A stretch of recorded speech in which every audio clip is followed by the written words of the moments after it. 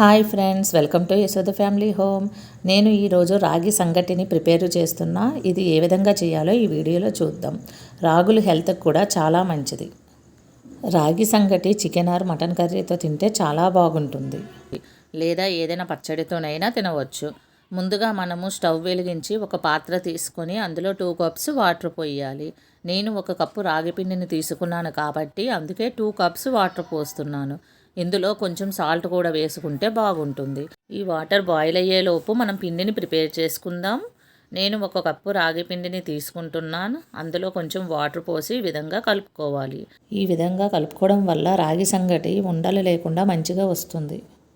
Water boil అయ్యింది కదా, ఇప్పుడు బాయిల్ అయిన వాటర్లో ఈ మిశ్రమాన్ని కలుపుకుందాం. మనం కలుపుతూ ఉండాలి, లేకపోతే కింద మాడిపోతుంది. స్టవ్ సిమ్లో పెట్టి మిశ్రమాన్ని వేసుకోవాలి. దగ్గరకు అయినంత వరకు కలుపుతూ ఉండాలి. చూడండి ఎంత మంచిగా వచ్చింది. ఇప్పుడు స్టవ్ బంద్ చేసి నెయ్యి వేసుకొని ఒకసారి కలుపుకోవాలి. ఈ రాగి సంగటిని చికెన్ లేదా మటన్ కర్రీతో తింటే సూపర్గా ఉంటుంది.